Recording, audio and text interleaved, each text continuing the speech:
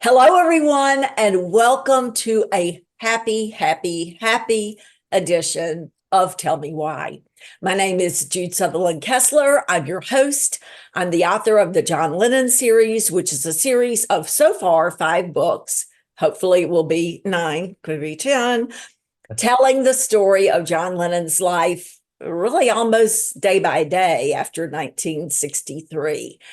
We really go into the weeds and you feel as if you're there. It reads like a narrative, but everything is documented and footnoted and footnoted and footnoted and footnoted. And the new book, which is the end of 1965, Some Forever, Shades of Life Part 2, is coming out in March at the New York Metro Fest for Beatles fans. And we hope that you'll be there. And I tell you who will be there is my guest, and that's why it's such a happy edition. My guest today, who is one of my dearest friends, he's one of those people that nobody doesn't like. Everybody loves him. I have never met anyone who doesn't just love my guest today. And that's rare, really. I mean, in any situation. So let me tell you a little bit about him. He is in 2009. My first book came out in 2008. His first book came out in 2009. And it is, I checked, available still on Amazon. So you can get it in both hard copy and paperback. It is the definitive book on Liverpool or Liverpool. And here we go. Color photos, so much amazing information.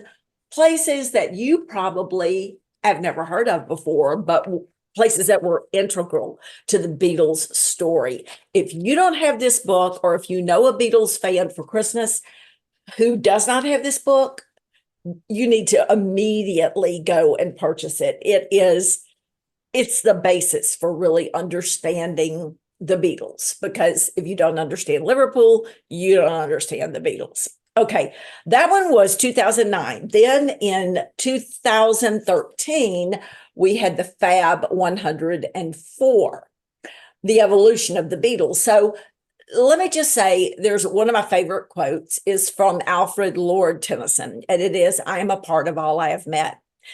You aren't in this on your own. You're a part of every single person that you've met. And the Beatles weren't just 4, as John said. There were at least 104 people who made them what and who they were. I'm just going to open randomly to a page. So this page is John Duff Lowe. Now, you don't know John Duff Lowe, you need to know him because he is uber important to the Beatles story. Let's do one more. Let's just do, I think I know who this is. Oh, do you know who the Nurk twins are? Probably, if you're a Beatles fan, most of you do. But there is the story of the Nurk twins. This book is everyone who influenced the Beatles. And if you don't have it, it's on Amazon. It's still there, and you will love it. Next came in 2020, we're going to skip over a very important thing and come back to it. In 2020 came The Country of Liverpool. Clever title, because it's the country of Liverpool and the country music of Liverpool. And I was very blessed to be able to do a review of this book for Culture Sonar. You can go there and read it. Country music was vital to the Beatles. They loved it. And it influenced them in so many ways. And so this too is on Amazon. And then this book, The Beatles Fab Four Cities, is just one of my favorites. And why? Because it's not just a guidebook. It's a history book. It has everything that you need to know about the 4 cities that influenced the Beatles: Liverpool, Hamburg, London, and New York. And, there are pictures, there are descriptions of each one of the places. I have circled all the ones that I haven't been to see and that I want to see. And it is great. And it's my guest today, along with my buddy Susan Ryan and Richard Porter. It's a fabulous, wonderful book. And the last thing, and I'm going to bring our guest on, is He did. And I'm going to go out on a limb. Sorry if I hurt anybody's feelings by saying this, because anytime you say the best, somebody gets their feelings hurt. But this is the best film ever made about John Lennon. It is correct. His genealogy is correct. What happened to him is told correctly, with things that I didn't know when I wrote should have been there. I mean, I got it wrong because I didn't know, but my guest today found out the real story of why John went to live with Mimi and Uncle George. And it's in the film. It's called Looking for Lennon. It is on Amazon. It's on eBay. There are new copies on eBay. It's a great Christmas gift for someone. Very touching film. And it was nominated for the best documentary for the National Film Award in the UK. And I nominated for A Touch Your Heart. Great film. And if you want to understand John Lennon, that's the film. Who could have done all of those things? Well, met him in 2010 at Beat Expo. Look, there were people there. Denny Lane was there. Sid Bernstein was there. Yeah, there was a huge number of guests in Stamford, Connecticut that weekend. But what do I remember about Beat Expo? I remember meeting the one and the only Dave Bedford. Welcome to the show, Dave. Hey, that's the best introduction ever. I can't afford you as my PR, but I'm gonna have to hire you anyway. Oh, straight from Liverpool. How is Of it? How is course. Liverpool this morning? Cold, cold and frosty. Yeah, Yeah. Have you had snow yet? yeah. We had a couple of weeks ago, suddenly out of nowhere, we had this flurry of snow, only for a couple of days, and then it was gone again. Oh, well, I so miss it. I so miss it.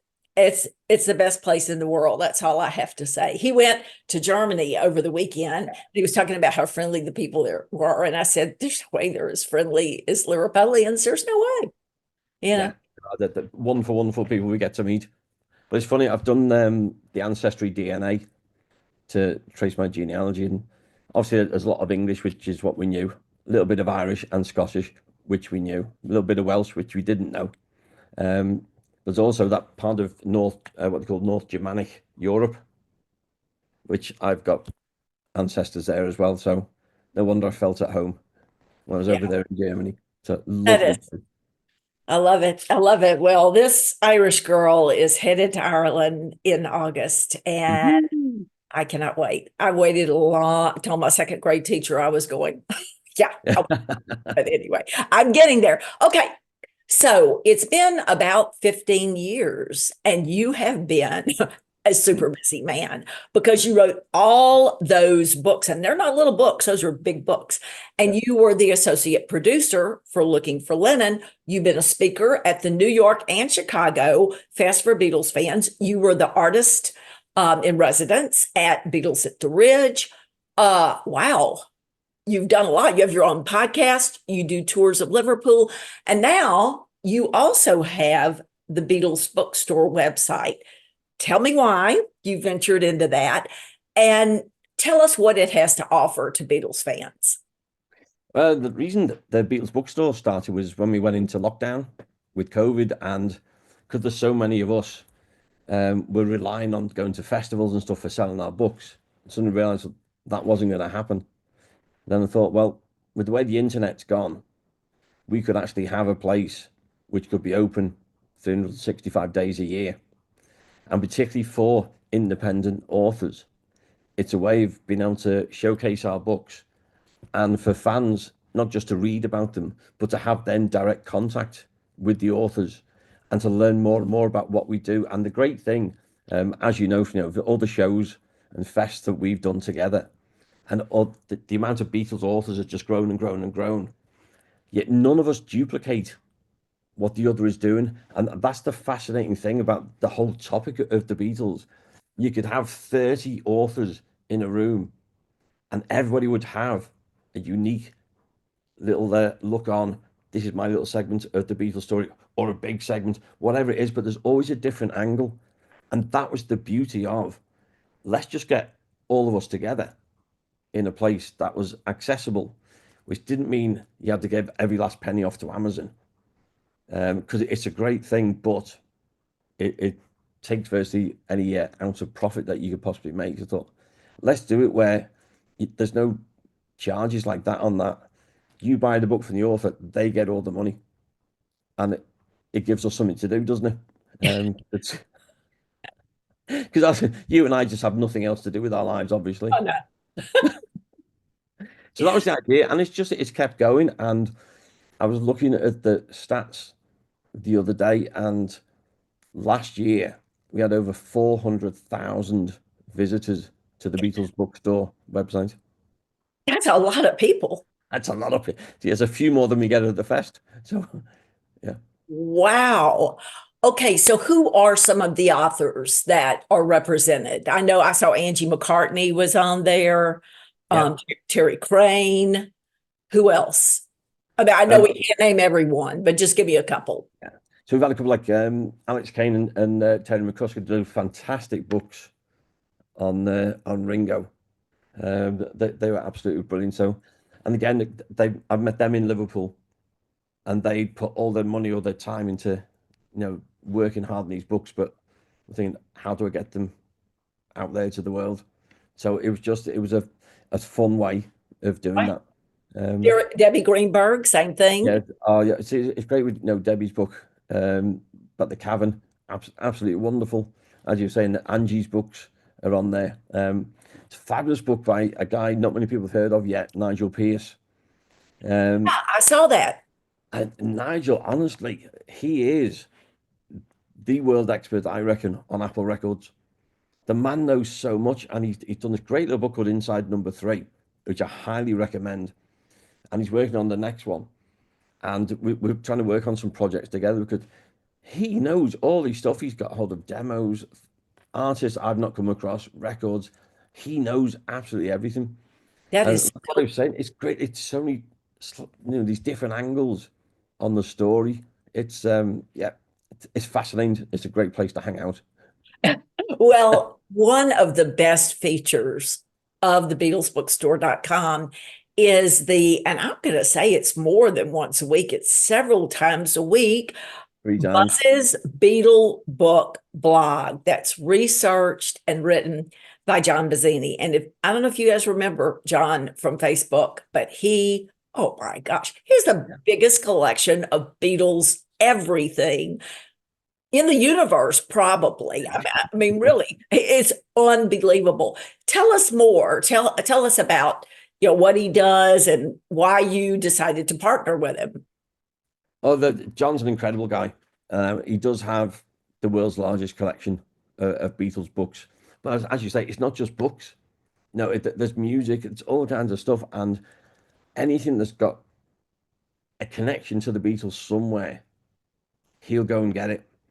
But the best thing about it is, he had this wonderful Facebook page, which thousands of us followed.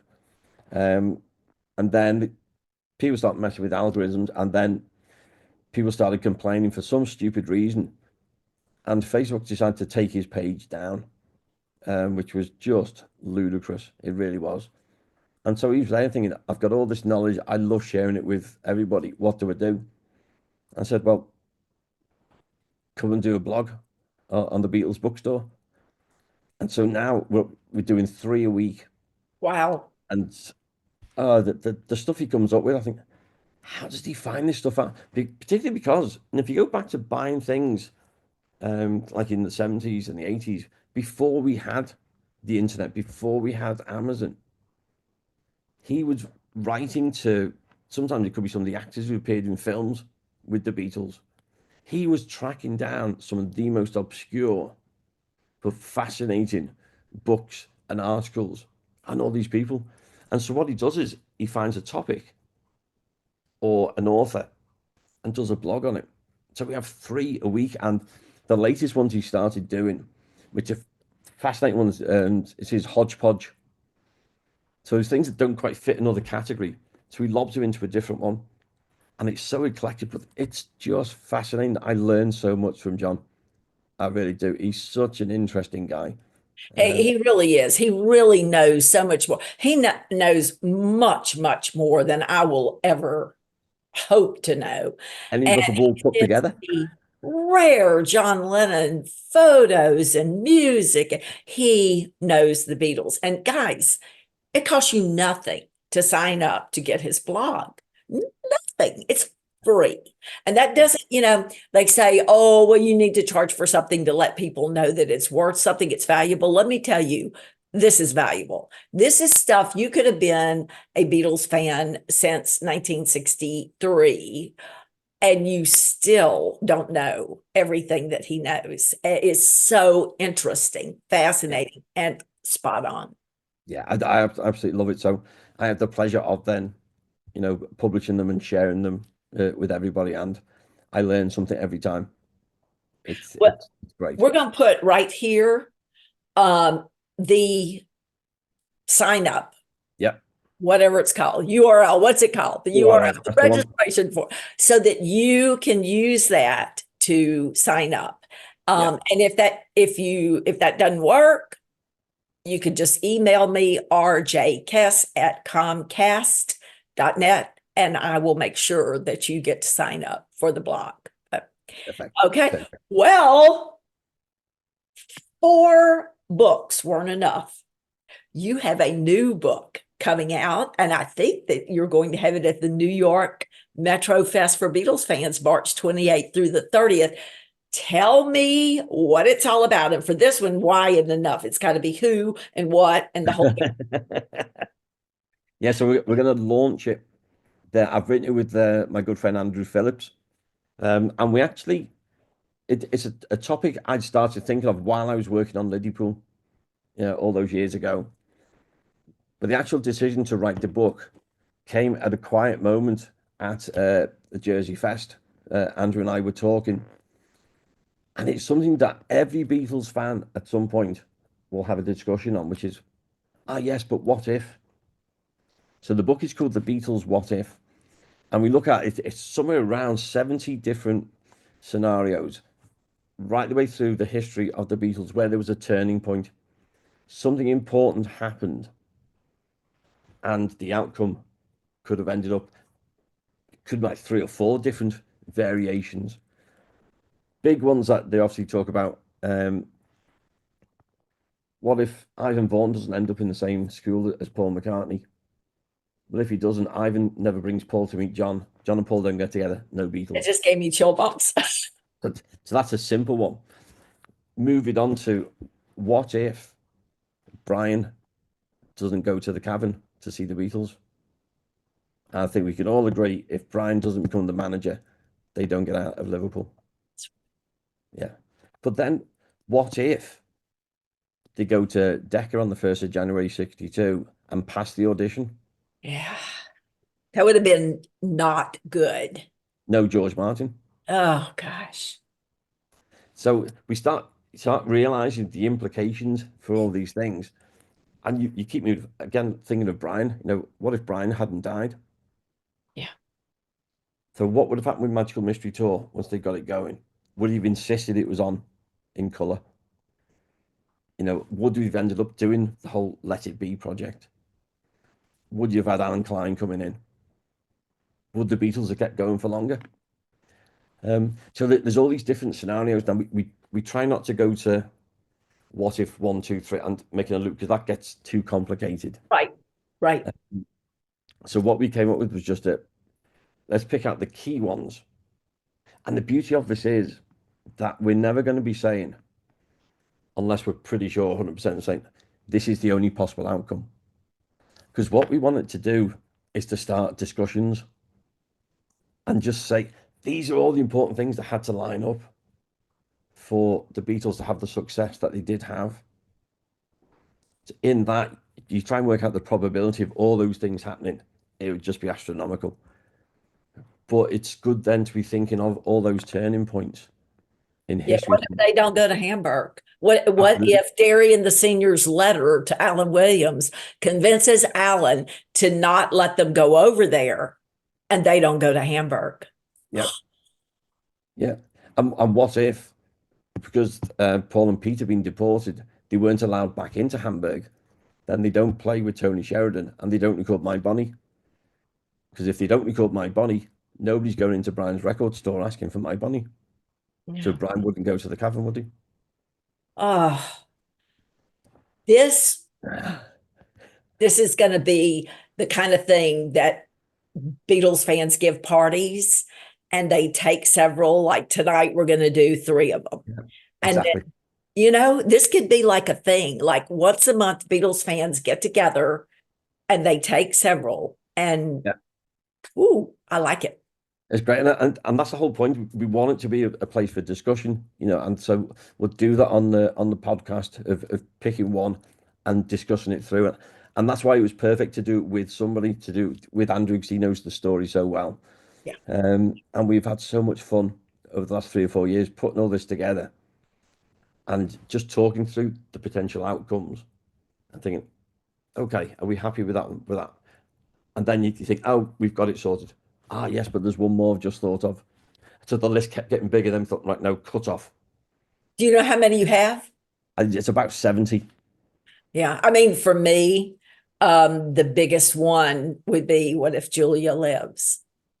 Because then there's no fire in the gut to prove that I was smart enough and I was talented enough. And why didn't you love me? And why are you gone? And my anger and that's a big one, Or what if Pop Stanley allows Julia to keep John? John. That's a Yeah. whole game changer. So Well, it is, because then John doesn't go to Mimi and Walton that's and right. doesn't talk to the other lads who become the quarrymen. Right. Yeah. I mean, what if Paul's mum didn't die? Yeah. Mary wouldn't let him be a professional musician.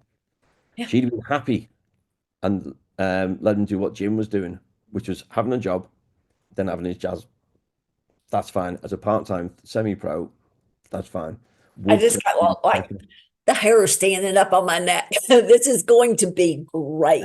It's going to be great. What's the title of it? What if? So it's called The Beatles' What If? Okay. The Beatles, what if? So, guys, if you can't be at the New York Metro Fest, and if you've been a Beatles fan all your life and you have never been to a fest for Beatles fans, I can't even begin to tell you what you're missing. It is the most wonderful weekend ever. Brilliant.